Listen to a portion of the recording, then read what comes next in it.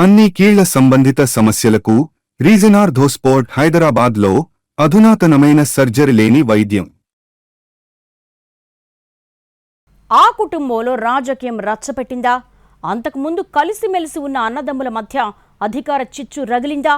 ప్రత్యర్థి పార్టీల్లో ఉంటూ తాము కూడా ప్రత్యర్థుల్లా మారిపోయి కనీసం పలకరింపులు కూడా కరవైన ఆ బ్రదర్స్ ఎవరు? ఏంటా కుటుంబ వ్యథాచిత్రం? తమ్ముడే పేకటే అన్నది నానుడి. ఇప్పుడు తెలంగాణలోని పొలిటికల్ ఫ్యామిలీ పరిస్థితి కూడా అచ్చం అలాగే ఉందట. ఉమ్మడి రంగారెడ్డి జిల్లాలో పట్నం ఫ్యామిలీ పాలిటిక్స్ గురించి ప్రత్యేకంగా చెప్పాల్సిన పనే లేదు.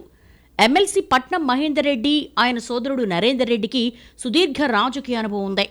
మొన్నటిదాకా అన్నదమ్ములిద్దరూ కలిసి రాజకీయం చేశారు, కలిసే నిర్ణయాలు తీసుకున్నారు. అలా కలిసిమెలిసి ఉన్న అన్నదమ్ముల మధ్య తాజా రాజకీయం చిచ్చుపెట్టిందట. అది ఎంతలా అంటే ఒకరు పీకల్లోతు కష్టాల్లో ఉంటే మరొకరు కనీసం పరామర్శించుకోలేనంత. ఇది చూస్తున్న వాళ్లంతా పాత సినిమా పాటను గుర్తు చేసుకుంటున్నారు. గత అసెంబ్లీ ఎన్నికల్లో పట్నం మహేందర్ రెడ్డి తాండూరు నుంచి బీఆర్ఎస్ టికెట్ ఆశించారు. కానీ అది సాధ్యం కాలేదు. దాంతో తన భార్య సునీతారెడ్డితో కలిసి కాంగ్రెస్ పార్టీలో చేరిపోయారు మహేందర్ రెడ్డి. నరేందర్ రెడ్డి మాత్రం బీఆర్ఎస్లోనే ఉన్నారు. అప్పుడు అన్నదమ్ములిద్దరూ చెరో నియోజకవర్గం నుంచి చెరో పార్టీ తరపున పోటీ చేసి ఇద్దరూ ఓడిపోయారు. కొడంగల్లో సీఎం రేవంత్ రెడ్డి చేతిలో ఓడిపోయారు నరేందర్ రెడ్డి. ఇక 2024 లోక్సభ ఎన్నికల్లో చేవెళ్ల ఎంపీ టికెట్ ఆశించింది పట్నం ఫ్యామిలీ. కానీ అనూహ్యంగా సిట్టింగ్ ఎంపీ రంజిత్ రెడ్డి కూడా కాంగ్రెస్ కండువా కప్పుకోవడంతో సునీతారెడ్డిని మల్కాజ్గిరి సీటుకు పంపింది కాంగ్రెస్ అధిష్టానం. ఆ ఎన్నికల్లో ఆమె కూడా ఓడిపోయారు. ఇక ఆ తర్వాతి నుంచి రాజకీయ సమీకరణాలు పూర్తిగా మారిపోయాయి. మహేందర్ రెడ్డి, నరేందర్ రెడ్డి స్వయాన అన్నదమ్ములు కాగా మహేందర్ ముఖ్యమంత్రి రేవంత్ రెడ్డికి అత్యంత సన్నిహితుడు అన్న పేరుంది. అటు తమ్ముడు Narender Reddy BRS chief KCR, working president కేటీఆర్కు అత్యంత సన్నిహితుడని చెప్పుకుంటారు.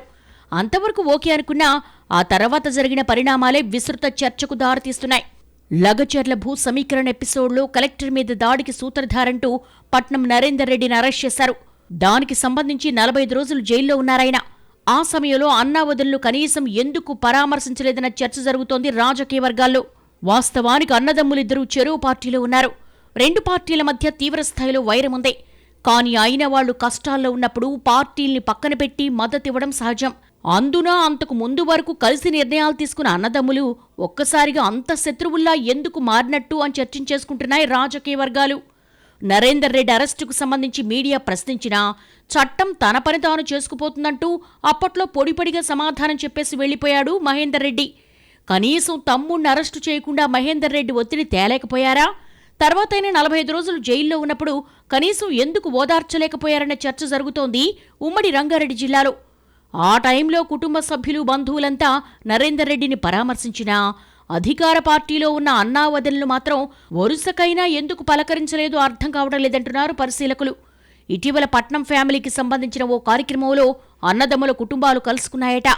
అయినా సరే ఆ ఇద్దరూ మాట్లాడుకున్నట్టు కనిపించకపోవడంతో బ్రదర్స్ మధ్య అగాధం లోతుగానే ఉందన్న విశ్లేషణలు మొదలయ్యాయి.